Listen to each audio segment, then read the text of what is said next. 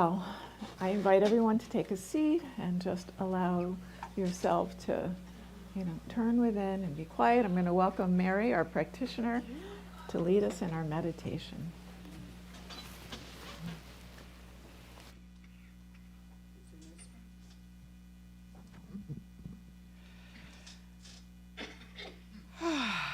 So yes, I invite you to just relax and breathe into this moment. Let's take a breath together. And release. And just take these words into silent contemplation, into that secret place in the cave of your heart. Love does not look at what is. It looks at what can be. It is a divine energy that reaches into the heaviest spaces of our lives and gently pulls us upward. It does not demand that we be perfect before it rescues us. It rescues us so that we may discover our innate perfection. Breathe in this lifting power. Let it dissolve the weight in your heart and elevate your thoughts to the place where you truly belong.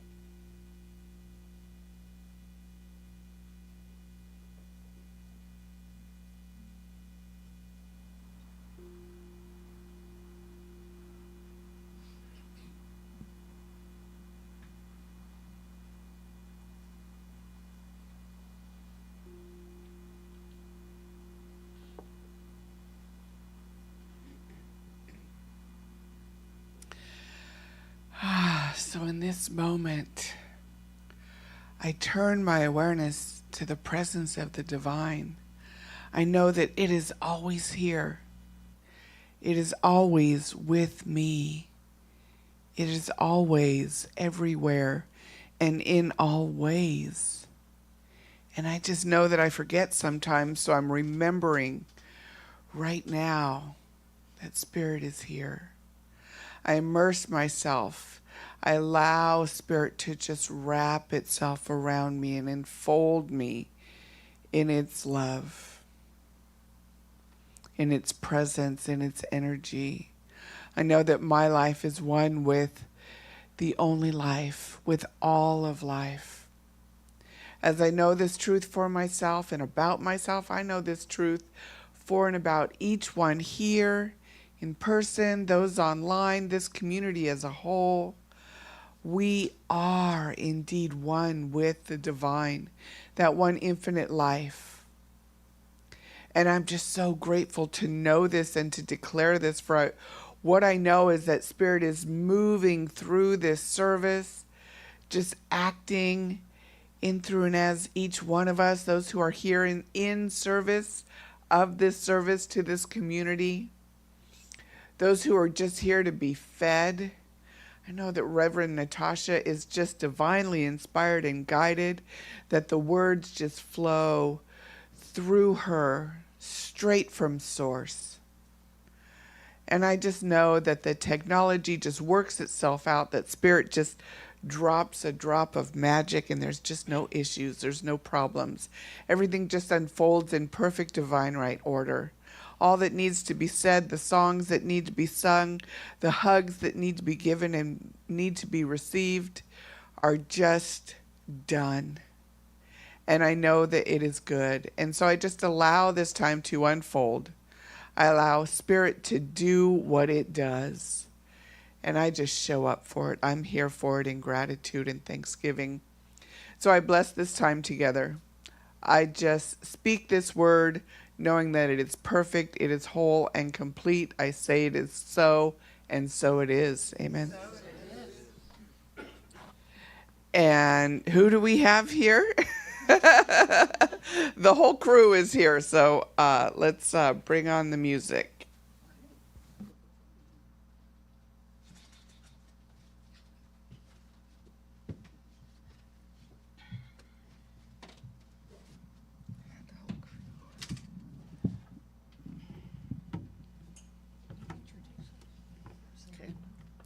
So this is Lucille or Lucy over here.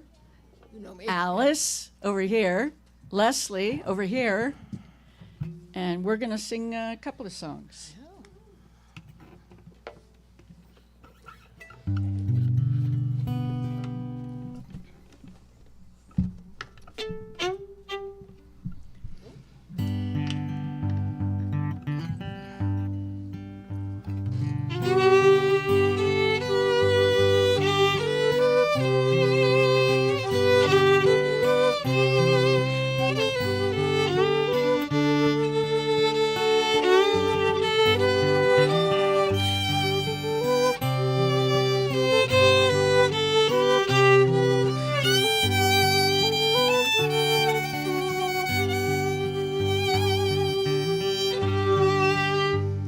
When I pray, I feel my heart go deeper, my heart go deeper into my God. When I pray, I feel my heart go deeper, my heart go deeper into my God. Right here, right now, right where I am, I pray. Right here, right now, right where I am, I pray. When I pray, I feel my soul go deeper, my soul go deeper into my God. When I pray, I feel my soul go deeper, my soul go deeper into my God. Right here, right now, right where I am, I pray. Right here, right now, right where I am, I pray.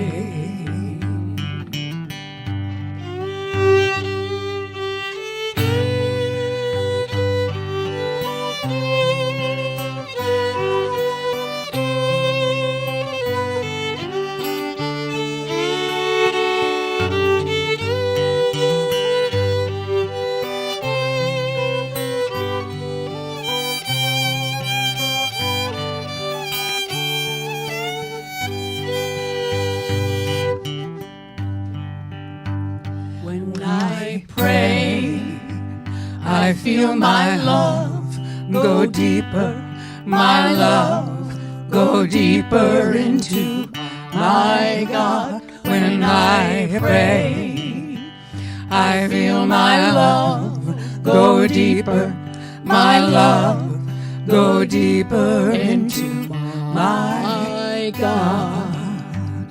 Right here, right now, right where I stand, I pray. Right here, right now, right where I am, I pray.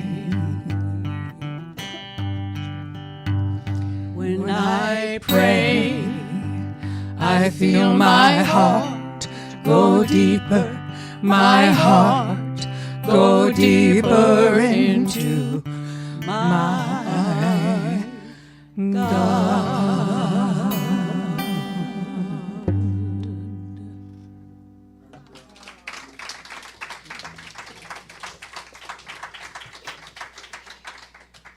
So much, ladies. That was beautiful. Let's give another hand to Leslie, Lucille, and Alice. That is one of my favorite songs. Always feel uplifted and at peace. It's sort of that weird balance between being raised up and yet also feeling peaceful, which is a lovely place to be to me. So here we are, last Sunday in June, heading in to a big national weekend next weekend, right? What is that weekend? The 250th anniversary of our country.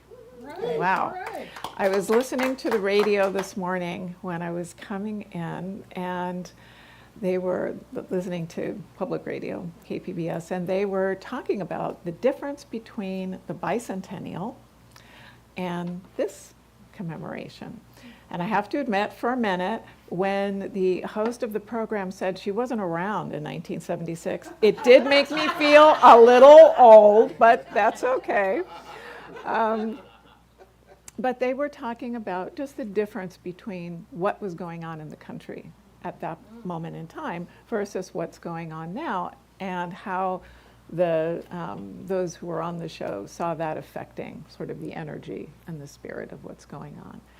So we're going to talk a little bit today about what it means to be in community, what it means to be, what our role is in creating the world that we want to live in and that we believe in. We've been talking all month about love, different forms of love, how we love of the divine, how the divine acts through us as love, how we can love ourselves, among others. And bear with me as I adjust this tricky little mic, which wants to jump off my ear. So if you will advance the slide, please. Thank you, Martin. So I always like to anchor the talks that I give in the spiritual principles of our teaching. And for those of you who are familiar with them, you'll know that they're found in the Science of Mind magazine and on the website of our movement, Centers for Spiritual Living, as well as around here, some of the words are, oh, I guess it's covered over now. Anyway, one of these is that we believe that heaven is within us and that we experience it to the degree that we become conscious of it.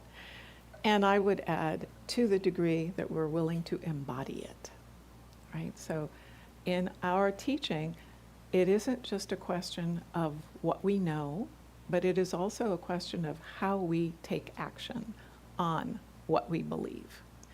And it is part of our teaching to affirm that our beliefs and our actions not only change the world for ourselves, but can change the world for our collective experience, for the good, right? So the task that we have before us, that we always have before us, is how do we do that individually and how do we do that together, right? What is the goal that we have for our own individual lives and what is the goal that we have for our collective lives together? And one of the elements of thinking about that is thinking about how are you co-creating that life right now? Are your beliefs and actions in alignment with the world that you want to experience? Are you kind of hoping, well, that's somebody else's job. I'll focus on me, but you know, all the stuff that's going on in the world, that's too big for me, right? And it's easy to feel like that's too big for any one individual. When we think about some of the challenges that we face in our own country, whether they're financial, whether it's about justice, whether it's about how we live together, and if we think about that globally, right, that can feel even more overwhelming. Next slide, please. So Ernest Holmes tells us this. He says, life is not only where we are, it is what we are. It is in as well as around us, and its whole impulsion is love. Love is the real lodestone of life. And I will tell you that when I first read that a long time ago, I had no idea what a lodestone was. It sounds like a really cool word, but I didn't know what it meant. And I learned that a lodestone is a compass, basically.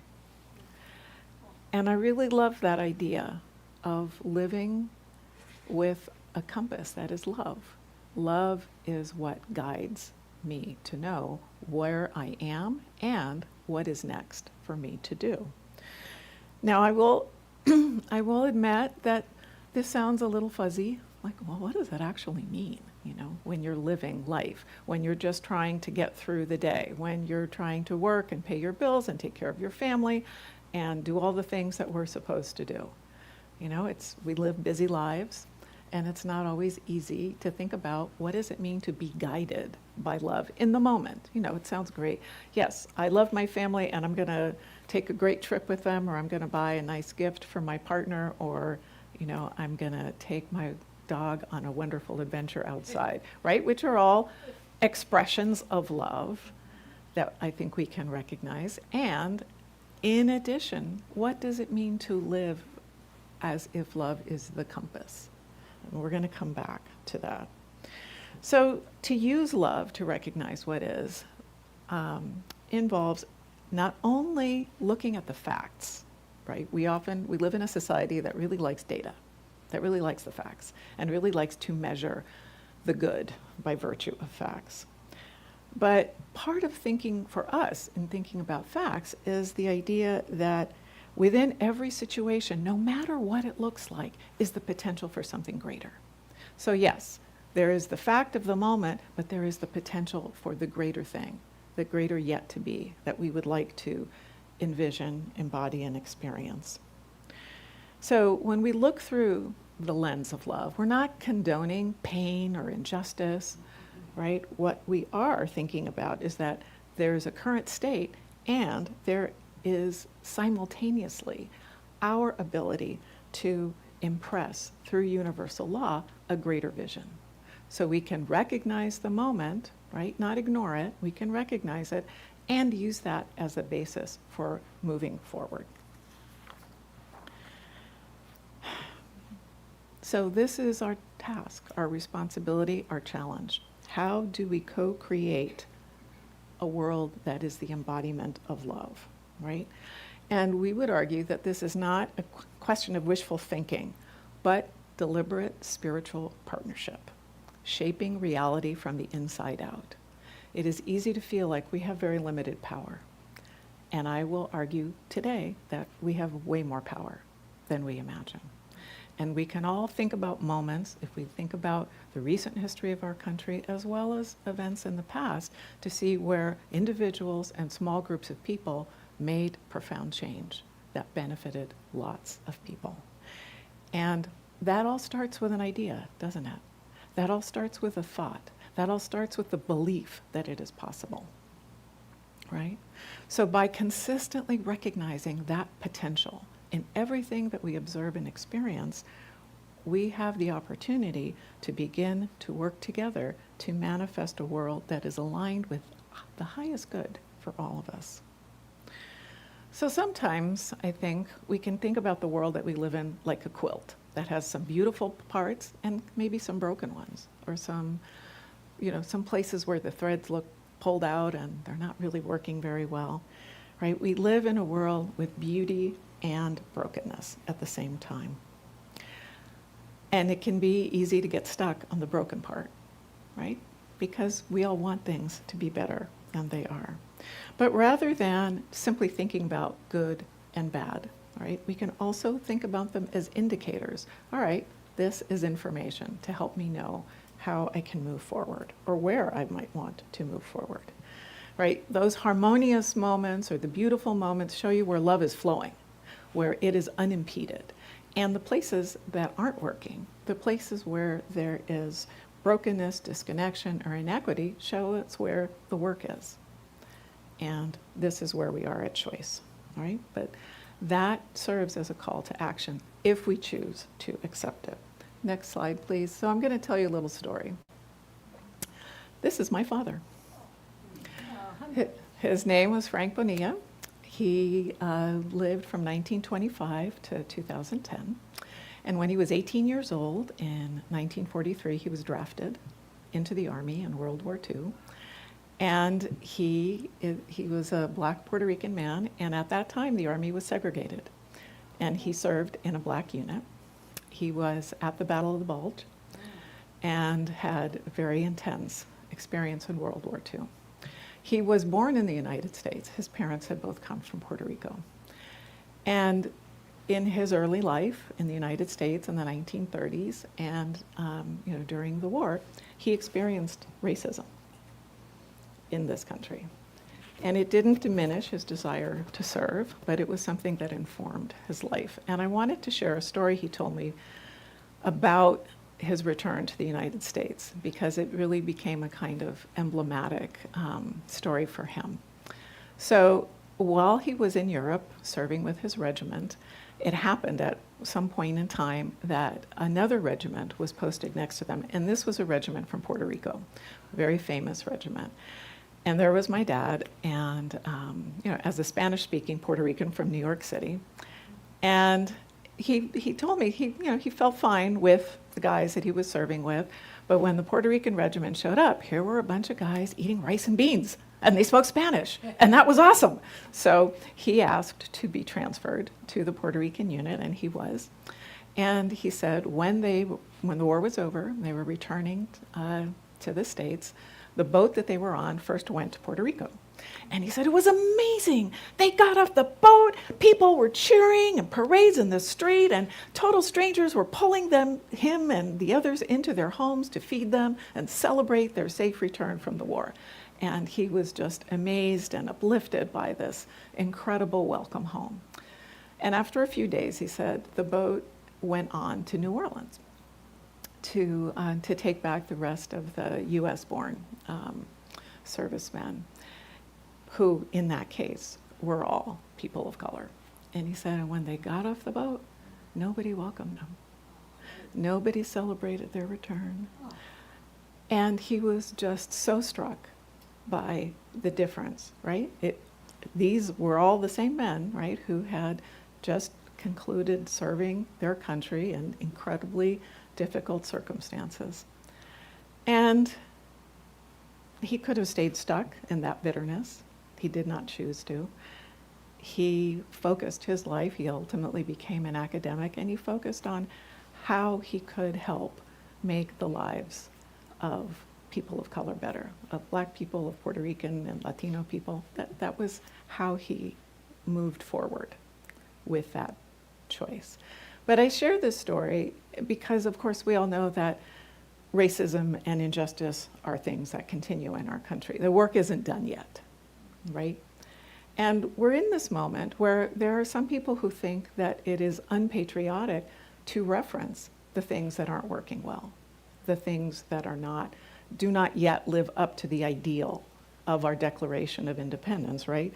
We hold these truths to be self-evident, that all men are created equal, that they are endowed by their Creator with certain unalienable rights, life, liberty, and the pursuit of happiness. That's a beautiful statement. It makes me proud to be an American, to have that be the first sentence of the Declaration of Independence. And I can look at that and say, and there's more work to do, so that we together live in a country that embodies, doesn't just use the words, but embodies that in everybody's experience. So all of this is to say that, here at Centers for Spiritual Living, we're making the argument that life demands our active participation, not just for ourselves, but for all of us collectively. And that coming to each other's aid, engaging in reparative practices are vital expressions of love that we all have the opportunity to do. And I want to be clear in saying, I'm not saying that everybody has to do the same thing. It is part of each person's personal, individual, spiritual journey to discern what is theirs to do and when it is to do it. This is not about judgment, right? This is about the invitation to think about that question. What is yours to do? And it's challenging to honor the paradox that both good and bad can exist at the same time. I think it's part of our humanness. We like simplicity, right? And we have a tendency to that binary. It's good or it's bad. It's my way or it's the highway, right? And we are proposing a more complicated world where we all have to figure out how to live in the discomfort, but with the goal of creating something better for all of us. This isn't about creating perfection. We affirm the world is perfect, whole, and complete, but perfect not in a human individual idea of perfection, but a very big spiritual idea of perfection. There is can we move the slide, please, Martin?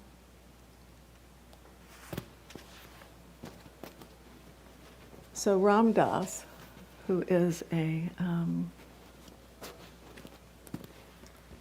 spiritual writer, guide, philosopher, said this: when you perceive yourself and others as souls, you bring love, truth, compassion to your interaction with others. Then you are the mirror of their soul.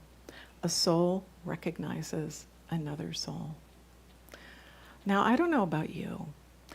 I fully own that when I'm walking down the street, I am not looking into the souls of every single person that I pass. And when I stop to think about it, I go, oh, right. Pause. Wait. But I have been working on making the effort to do that more often. And in particular with people that I don't know, because it's easy to sort of resist that, in the world, right? That can feel a little scary. I read about a really interesting comment that Jose Andres, who is the Spanish chef, some of you may be familiar with him, he's on TV a lot, and he created a project called World Central Kitchen. How many people have heard of World Central Kitchen? Yeah, a few people. So World Central Kitchen is a nonprofit that brings food to people in a disaster situation. And he started this project in Haiti in 2010 after a very terrible earthquake. And one of the things that I was really impressed by was this wasn't just a project to bring food to people who needed to eat. It was also a project to bring community to people in need and to bring comfort. Right? We all recognize the comfort dimension of food. So he tells the story about how when they first went to Haiti and they were talking about, all right, what are they going to make? What do people need? He learned that in Haiti, they make beans in a particular way. They cook black beans and they get kind of ground up and sieved so that it's more kind of like a paste, let's say. And that represented comfort. So he made sure that that was how they cooked the beans, so that when people were receiving the food, they weren't simply receiving the nourishment that they needed, that food represents, they were receiving sort of emotional and spiritual nourishment, which is that the world is okay because you can eat the food that you are familiar with, that is safe to you. And to me, that is what embodies the statement about a soul sees a soul, right? I'm not just looking at the mechanics, the data, the numbers of people fed. I am looking at how they feel when they are being fed, because part of our humanness is how we feel and how we connect. And the other piece of what he did was always to employ people in the community cooking. So it's not just somebody coming in from the outside to do something good and virtuous for people in need. It is, how do I help people help themselves with this thing which is essential for survival, right? With food.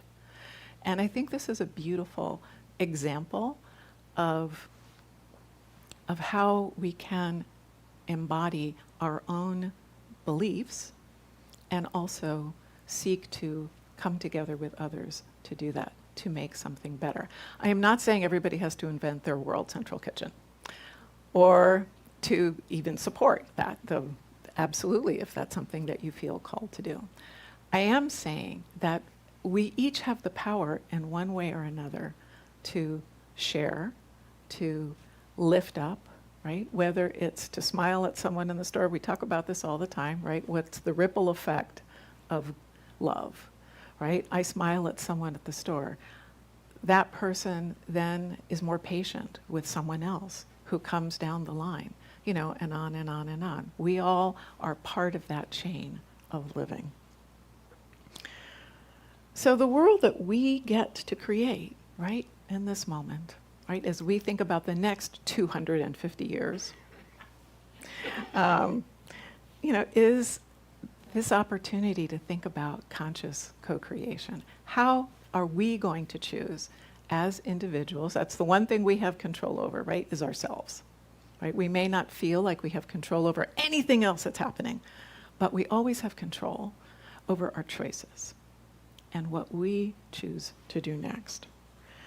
So I would argue that we are called upon right now to embody a kind of love, to embody collective care, to embody compassion and support across all boundaries. And that can be in small ways, it can be in big ways. It can be through your actions, it can be in supporting the actions of other people, it can be coming up with a new project yourself, whether you go clean the beach, whether you help out at a food drive, whether you just engage in conversations. There's a project I heard about at KPBS, I think it's at KPBS, where they were talking about setting up conversations with people of different viewpoints so that they could learn to listen and hear each other. And I was very intrigued by that. I haven't had an opportunity to follow it up. But I can see both the challenge of it, right, the discomfort. It can be hard to hear certain things when they're said by people. And at the same time, there's that opportunity, A, to understand them better, and also B, to share who you are and what's important to you with the goal, right, of dialogue and better understanding. And I think that that's something deeply powerful that we have the opportunity to do. Margaret Mead, an anthropologist, once said, "Never doubt that a small group of thoughtful, committed citizens can change the world. It is indeed the only thing that ever has." Right? And sometimes it feels like, man, it's just taken such a long time. Or sometimes it feels like things are going backwards. And I think we can all think of things that have happened in the last few years that feel like our country is going backwards in some ways. And that's really disturbing, frightening, and make us feel angry. And all of those are reasonable responses. And they are also invitations to recommit to what we think is most important. This theme of the higher love, I'm sorry, I can't sing it, but some of us, I think, know Steve Winwood's song, "Bring Me a Higher Love." And it's a beautiful song, and that's really part of the theme of this month. So I invite you, since it wouldn't make you feel happy to hear me try to sing it, to listen to it this afternoon, right? Listen to it and allow that sense of that higher love to wash over you. So I want to invite you to take a moment to I'm going to give you some homework. I know this is the thing we do, but homework is good. And the homework's going to have a couple of parts. One part is I want to invite you to just reflect on the question: does the world you are seeing truly reflect your deepest beliefs about love, justice, and possibility? Right? No judgment, just what are you seeing right now? If it does, where do you see that alignment? And if it doesn't, where are those discrepancies? So just notice, right? Where's the alignment? Where's the discrepancy? And as you reflect on that, for some people it might be through journaling. You don't have to journal this. That's not the homework. But if you do, sometimes that helps kind of clarify things, right? What patterns come out to you about the connection between your inner landscape and what you observe? Do you notice, for example, that your immediate surroundings, like if you're feeling really angry, for whatever reason in general, do you notice more about what's disturbed around you? If you're feeling more peaceful, do you notice the things that are more peaceful? Our beings are constantly attuned to what's happening outside of us, right? And that's partly because as mammals, we're always checking out, is there danger? And where's the danger? Right? But sometimes we get so stuck on that we're not really thinking about what's going on inside us and how our energy is contributing to what we are experiencing, both as individuals, but with everyone around us. I'm sure you've all had the experience of being around someone who's really upset, and you sort of start getting upset yourself, right? And it's not because there's actually something happening to you, but there's an energy, right? And that's something that we're all called to have a greater awareness of. So that was the first part, just noticing what's going on. The second part is some actions that I want to invite you to think about taking. So one, how many people have a gratitude practice? A few people, that's awesome. So that's one part of it. To write down or note for yourself, or at least speak out loud, 3 things that you're grateful for. It could be as you're starting the day out. It could be at the end of the day to reflect on what you appreciate. And just think about how that action of expressing gratitude, how does it feel? Does it bring you to a more peaceful place? Does it bring you to a more optimistic place when we think about what we appreciate and what we're grateful for? The next one's a little more challenging, but I know you can do it. And that is to bring to an annoyance that you experience a sense of love. Now, I think we can all acknowledge that there are plenty of opportunities to feel annoyed in daily life, right? For example, you're driving to work and, oh my gosh, there's so much traffic. What's the matter with these people? Doesn't anybody know how to drive? Right? But what if, in that moment, as you are feeling frustrated because you can see that you might end up being a few minutes late, what if you just took a breath and brought love to everything around you, just for that moment, right there, that everyone else, for yourself, right? Self-compassion, that's part of love, as well as everybody else around you. May they be able to take a breath and know that everything's going to be okay, right? Bring that moment of patience. Sending that silent wish of well-being to everyone. And finally, here's the third part of the homework. This is not too hard, or we'll have a talk if you think this is too hard. Come talk to me after. And that is to dedicate 5 minutes a day simply to feeling the presence of love around you. That's all.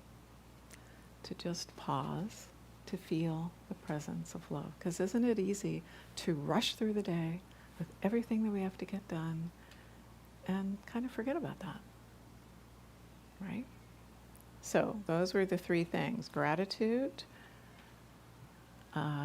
loving in the midst of annoyance, and simply being present with that love. As we come to the end of our talk, I wanted to share one other thing with you. How many of you are familiar with the Centers for Spiritual Living Global Heart Vision? A few people. Okay.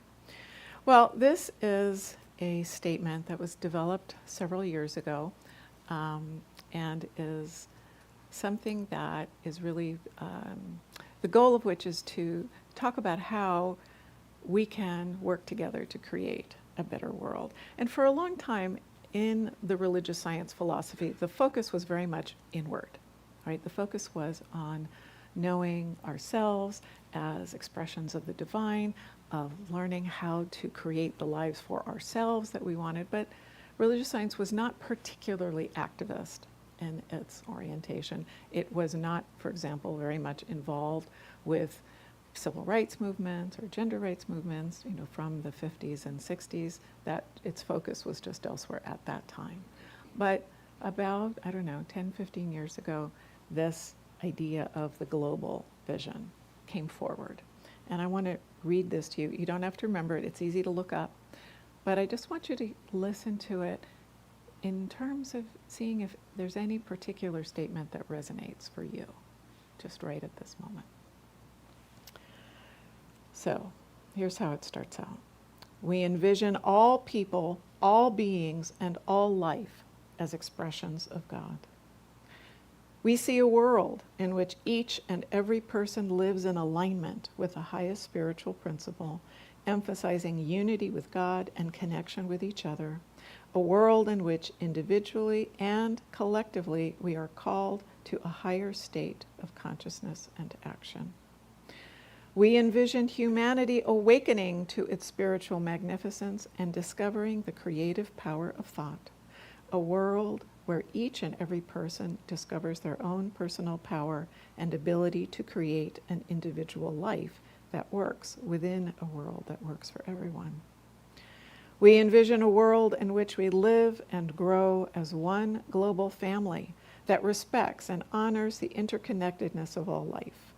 A world where this kinship with all life prospers and connects through the guidance of spiritual wisdom and experience. We envision a world where personal responsibility joins with social conscience in every area of the political, corporate, academic, and social sectors, providing sustainable structures to further the emerging global consciousness. We envision a world where each and every person has enough food, a home, and a sense of belonging, a world of peace and harmony, enfranchisement and justice. We envision a world in which resources are valued, cared for and grown, and where there is generous and continuous sharing of these resources. We envision a worldwide culture in which forgiveness, whether for errors, injustices, or debts, is the norm.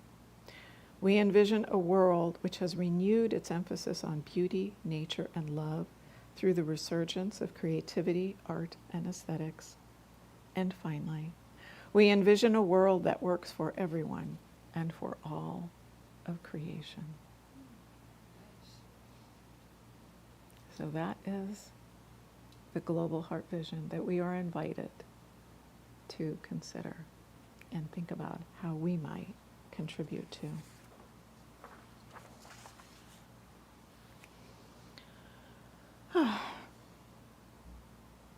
So love calls on us, and I think we can kind of skip forward a little bit here.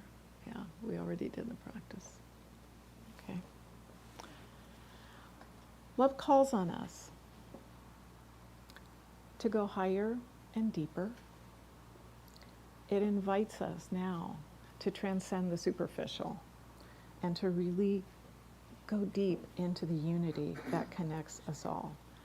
This isn't about creating something new, but about actively exploring and celebrating the inherent beauty and wisdom that is already within us, right? As Ram Dass says, a soul recognizes another soul.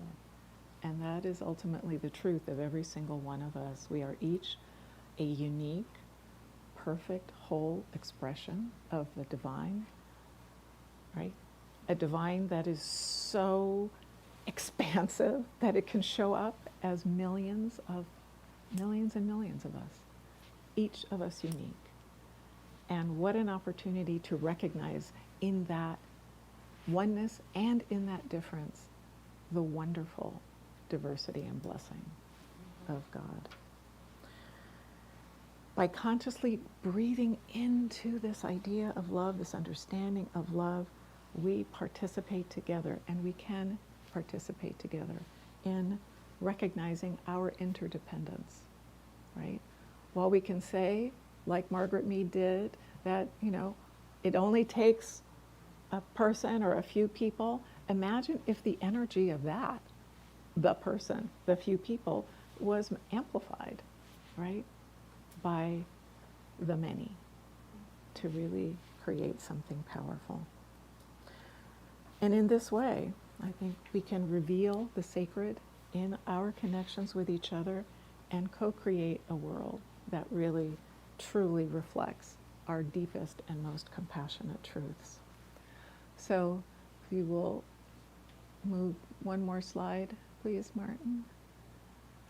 Okay, here we are. It's time to stand up and affirm this together. All right, we're going to do it 3 times. We'll do it quietly. We will say it affirmatively, and then we will shout it to the heavens, okay? I am consciously co-creating a higher, deeper love in the world. I am consciously co-creating a higher, deeper love in the world. I am consciously co-creating a higher, deeper love in the world. Yay! Namaste. Thank you. All right, and let us welcome back Leslie, Lucy, and Alice.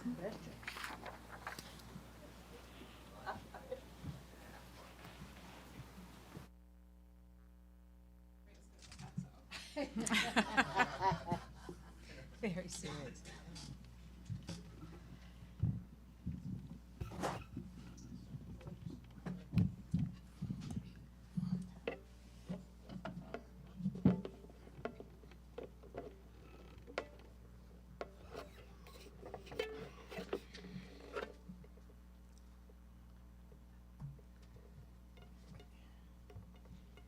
Thank you.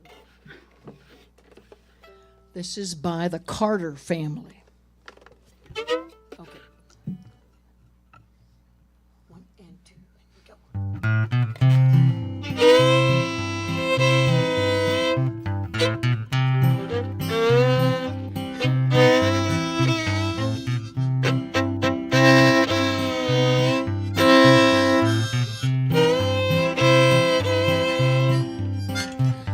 There's a dark and a troubled side of life.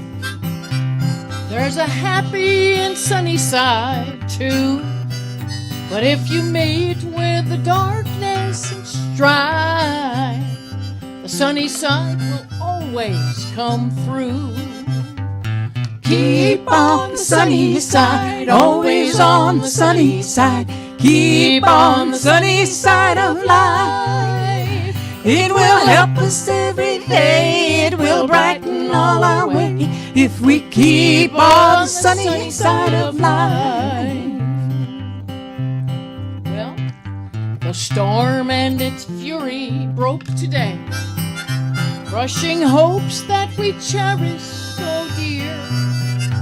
Clouds and storms will in time pass away, and the sun again will shine bright and clear. Here we go. Keep on the sunny side, always on the sunny side. Keep on the sunny side of life. It will help us every day, it will brighten all our way if we keep on the sunny side of life.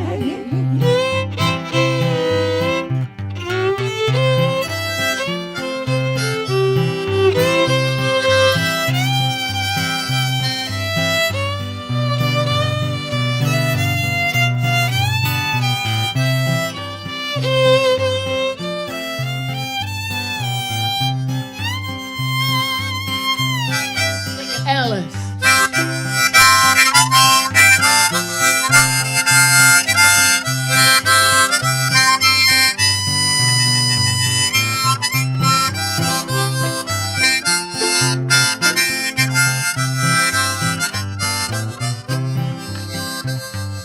Keep on the sunny side, always on the sunny side. Keep on the sunny side of life.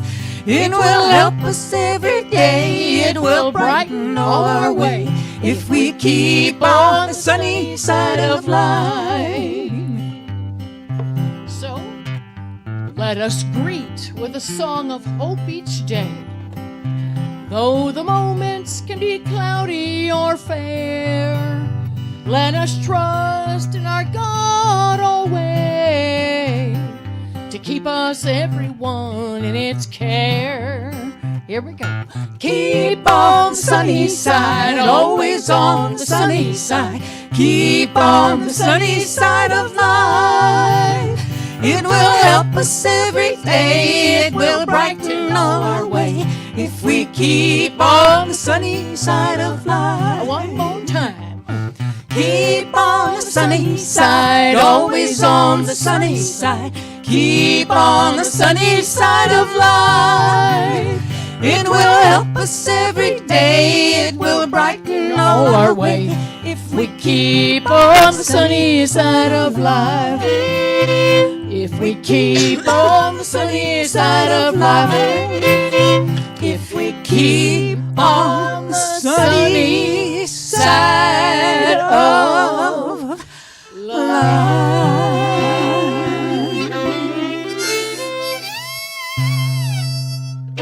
It's true, isn't it? Woo! Yeehaw! Let's do it. Thank you so much. All right. So, Martin, can you advance us, please? We are now at our time of giving and receiving. So there should be an envelope with card, either in front of your seat, next to your seat, or on your seat perhaps. If you don't have one, please raise your hand and our service folks will come by and bring you one. So I invite you, if you have a prayer request, please feel welcome to write that down. We're going to pray over them right now, and the ministers and practitioners here at OHM will pray on them all week. We also, if you have a gift or tithe you'd like to make, please put it in the envelope. If you are doing cash, please write your name on the envelope, just because we like to be able to keep track and honor your contributions. And you can also make gifts or tithes through Venmo or PayPal, and there's a QR code you can use to do that. That is on the program, I think, and it's also on the website. So we'll give you all a minute to do that, and then when the ushers come with the baskets, which they will imminently, just put the card on one side and the envelope on the other. Okay.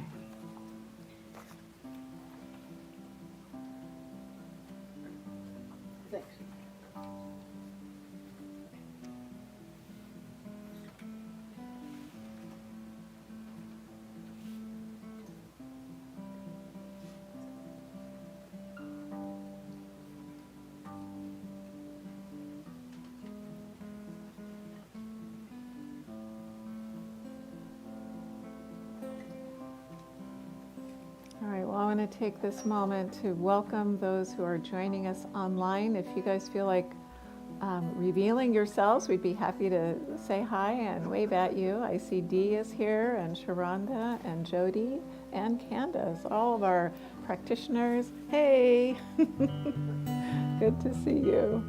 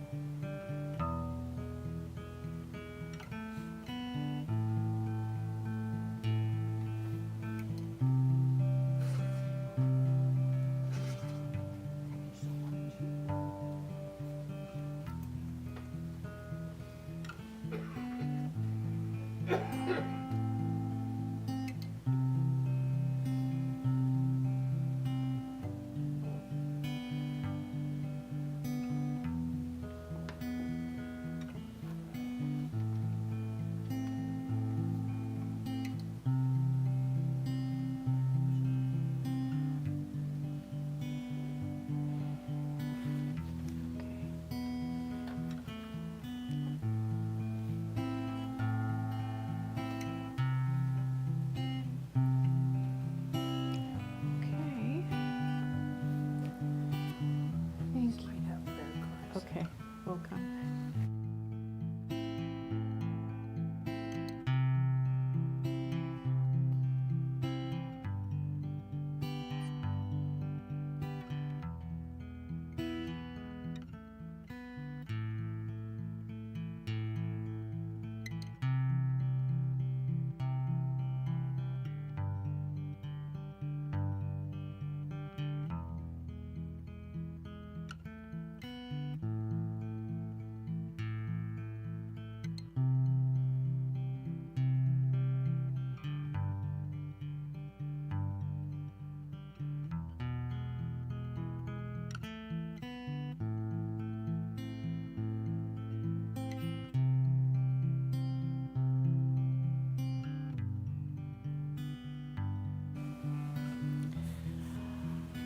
So just taking this moment, I just want to invite each person to just turn within for the moment as we recognize the presence of God right here, right now, always right where we are. And recognizing that one, the divine spirit, eternal intelligence, source, whatever we may choose to call it, is here in this very moment, expressing itself in, as, and through each and every one of us, each and every person.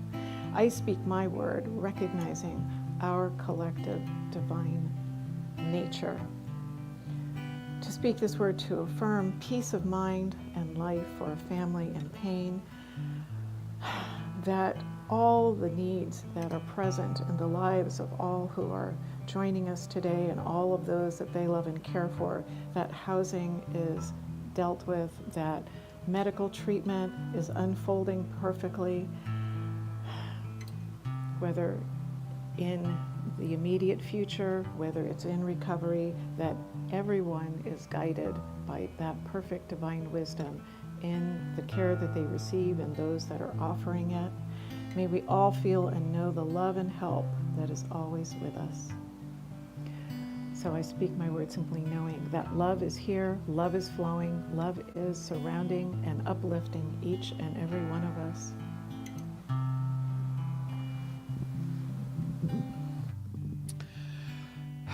So I just continue with this prayer from Reverend Natasha, just knowing our oneness with the divine, that Spirit is right here. Spirit knows what we need of before we even ask. So for each of these prayer requests, I just know that there is nothing to be healed. There is only truth to be revealed. And so what I know is that if there appears to be a challenge or a struggle with a family member, a child, I just know that there is wholeness, that there is love back of everything, and so that this rift, apparent rift, is just healed, and that the relationship is brought back together. I just know that there's continued healing, so that each may live their lives to the fullest of their highest desire to travel and just be vibrant and alive and enjoying their life. And I just know that there is love, that there is growth, that there is peace, that there is healing, that there is a greater revelation of truth. I know that we are all just loved and guided and lifted up and embraced by that divine presence and energy. And it's from this place of love and joy and just gratitude that I just say, thank you, Spirit. I'm so grateful to know and recognize and declare this truth for each one who has submitted these prayer requests, that their highest intentions are fulfilled in their life. And so it's from this place of gratitude and joy that I just speak this word, releasing it into the law. I know it is the nature of the law to receive my word and act upon it, and so I call it forth into being, saying, let it be done, let it be manifest on earth as it already exists in the infinite mind of God. And so it is. Amen. Thank you.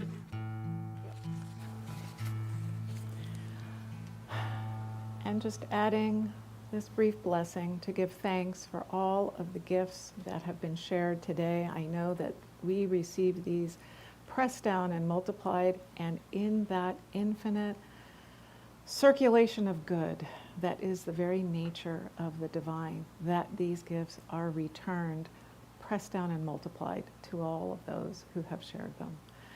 I give thanks for these gifts and say, and so it is.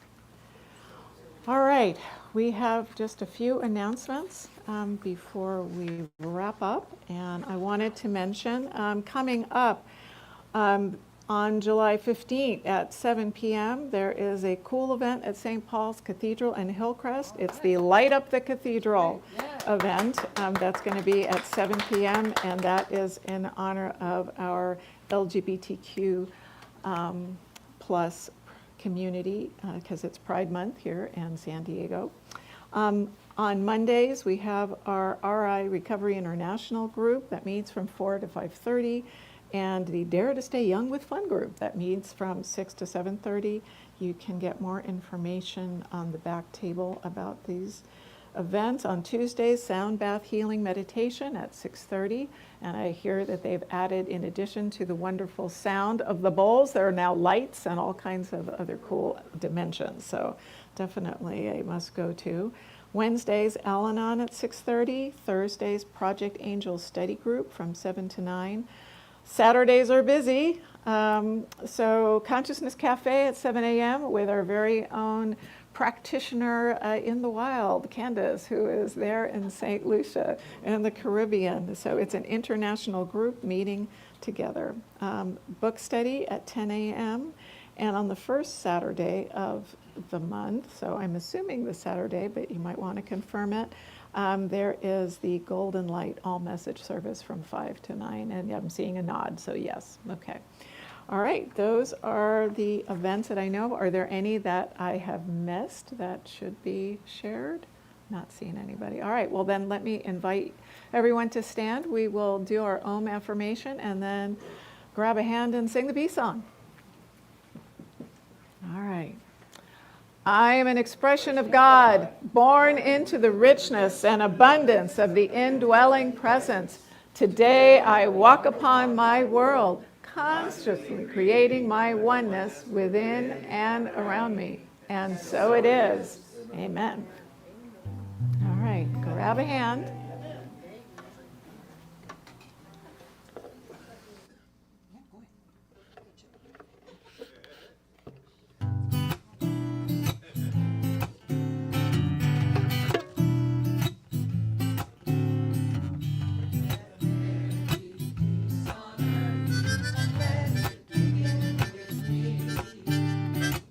Let there be peace on earth, the peace that was meant to be.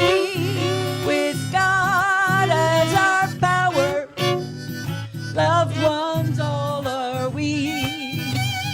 Let us walk with each other in perfect harmony. Let peace begin with me. Let this be the moment now. With every breath I take, let this be my joyful vow.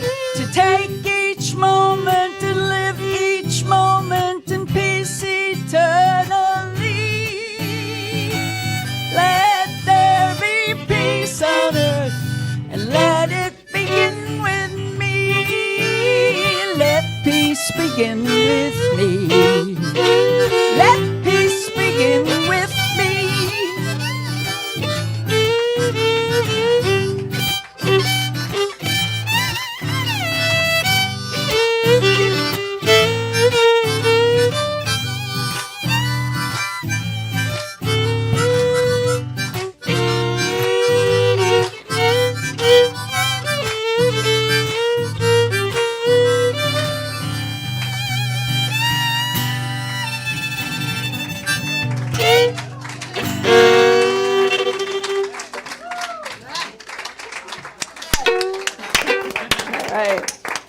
All right.